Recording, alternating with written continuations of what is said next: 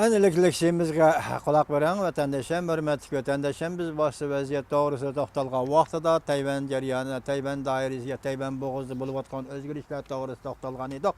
Şu qatarda prezident Tsai Ing-wen xanım bilan Amerikada yangi saylangan prezident Trump efendinin telefonda sözleşkenligini qizg'algan edik.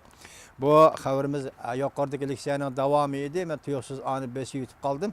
Endi buni qisqacha bo'lsin sizlarga tunishtirib o'taylik. Bu antayin jiddiy xabar. Endi bu yerda biz aytayotgan xabarimizni mundaq. Buning mavzusi mundaq. Tayvan prezident mahkamasi bayonot e'lon qildi. Prezident Tsai Ing-wen prezident Trump bilan telefonda so'zlashdi. Mavzulu xabar 12 ayning 3 kuni Amerika ovozining Xitoy tili programmasida e'lon qilindi. Xabar mundaq boshlandi. Washington Tayvan prezident mahkamasining axborotiga asoslanib shundaq ko'rsatdimizki, Tayvanning prezidenti Tsai Ing-wen tabiiy vaqti 12 ayning 2 kuni juma kuni kech soat 11 da Amerika Qo'shma Shtatlarining yangi saylangan prezidenti prezident Trump bilan telefonda so'zlashdi. Bayonotda mundaq ko'rsatildi. Prezident Tsai Ing-wen telefonda avval prezident Trump'ning keskin saylam raqobatida g'alaba qilganligini tabrikladi va operan o'qidi.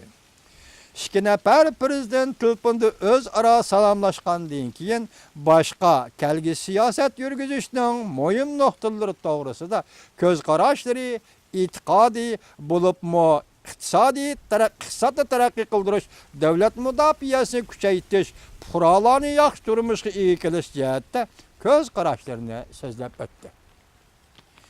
İki nafar prezident Osiyo Tinch okean rayoning vaziyati to'g'risida fikr almashtirdi.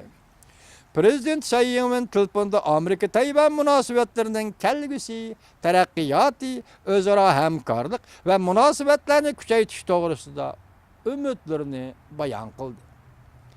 Xalqaro masalalarda Tayvanning ko'proq qatnash taraflarda Amerika tarafining fursat yaratib berishini Tsai Ing-wen xonim telefonda prezident Trump'dan umid qildi. Wang Yi, Amerika kechiranglar, Cumhuriyet Halk Cumhuriyeti Tashqi ishlar ministerligining ministri Wang Yi bu ish haqida qanday ifoda bildirdi? Diqqat vatandoshim.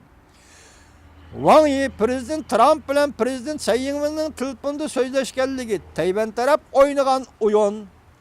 Beijing olimlari bu bir qiltaq dedi degan mavzuli xabar 12 ayning 3 kuni Amerika ovozidan Xitoy tili programmasi e'lon qilindi. Wang Yi shundaq dedi, shu mavzuli xabar 12 ayning 3 kuni Amerika ovozining Xitoy tili programmasi e'lon qilindi. Muxbirlar bu ish to'g'risida Wang Yiga savol qo'yganda, Wang Yi mundaq dedi: Tayvan o'yin o'ynadi, lekin Amerika taraf o'zini tutib oldi. Amerika-Jungo munosabati siyosiy asoslari hisoblangan bir Jungo prinsipi har qanday buzg'unchilikqa va aralashishga uchramasligi kerak. Bu Wang Yining degan so'zi. Prezident ikki nafar prezident telefonda so'zlashdi.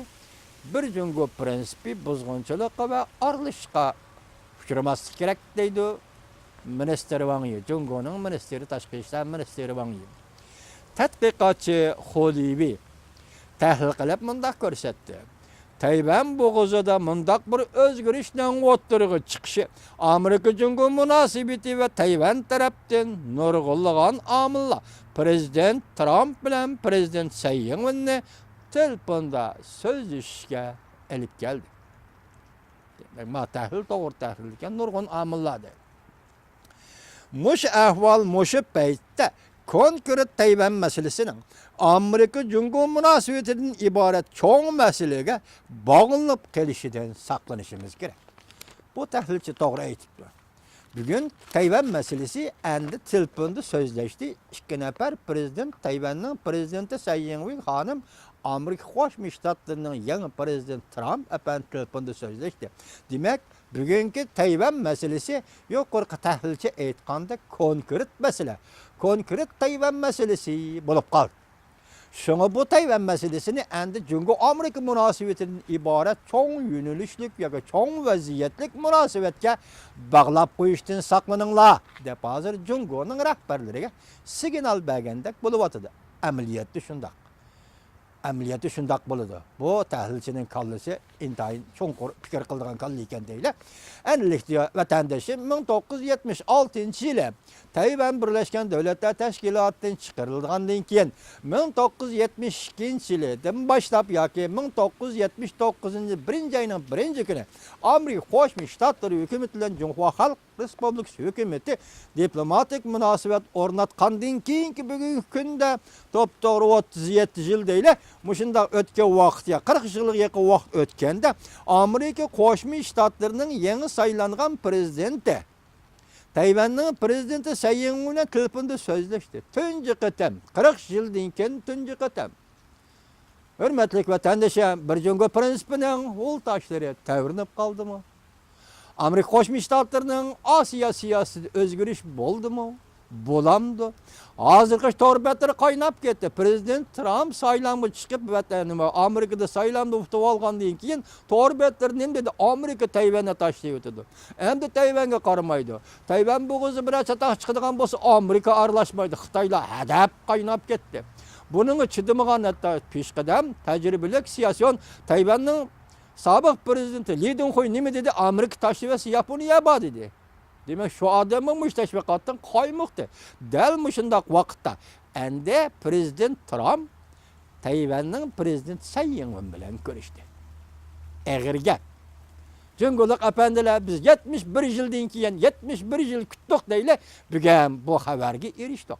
Bu mesele bugün prezident Trump bilan Tsai Ing-wen xonimning Tayvan telefon orqali so'zlashganligi buningdan keyingi Jungo Amerika munosabatining asosini belgilandi qanday.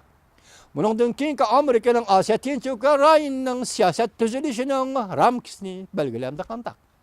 Buningdan keyingi Jungo Amerika munosabati qaysi yo'nalish, qaysi nishon qarab taraqqiy qildi. Lekin bu ish endi allaqachon o'tirg'i chiqib bo'ldi. Biz prezident Trump xizmat aldirashligida yoki yangi rahbar bo'lib saylangan paytda mushundaq bir ciddilikte Tayvanga bunda telefon bergan bo'lishi mumkin deb har xil yo'ldan tushuntirib beqishingiz mumkin. Lekin men sizga bosh so'zliginim nima dedim hurmatli vatandoshim? Yaqinda Amerika Davlat Majlisida Tayvan davlat rahbarlari Amerika davlat rahbarlarining o'zaro bordi keldi qilishi yo'l qo'yish to'g'risi qonunlarga ma'qullanganligini, uningdan keyin buguncha tunuguncha endi Tayvan harbiy taraf davlat mudofaa amaldorlarining ham Amerika Qo'shma Shtatlar davlat mudofaasi amaldorlarining harbiy generallarning berishkilish qilishini, salom soat qilishini yo'l qo'yish to'g'risi qonunlarning imzolanganligiga qarasangiz hurmatli vatandoshim siyosat izchillik bilan davom qilib kelyapti. Shunga prezident Trumpning Tayvanning prezidenti Tsai Ing-wenga telefon berganligini tasodifiy ahvol degili bo'lmaydi. Qaymoqtirman Xitoy tahlilchilar, bormilaman haqiqiy ahvolni haqiqiy xabar qilib. Haqiqiy ahvolni haqiqiy tahlil qilam. Demak, biz to'liq umidvor bo'lib ketmaylik deylik. Umidvor bo'lmaymi, tura olmaymiz deylik. Hozirgi hisobda biz boshdan oxir nima dedik? Tayvanda o'quvchilar harakatining rahbari Amerika Davlat Majlisi keldi. Keyin Tayvandagi 21-asr bir tashkilotning rahbarlari Amerikaga keldi. Ularning hammasi nima dedi? Hatta tadqiqotchi, Hodison tadqiqot o'rnining tadqiqotchisi Xalyan Chao dedi? Bir jungo siyosatining vaqti o'tdi. G'ayrat qiling prezident Trump efendi. Bir jungo siyosatining vaqti o'tdi. 30 yil o'tdi, 40 yil o'tdi, bir jungo siyosatining vaqti o'tdi. G'ayrat qiling yangi prezident Trump efendi.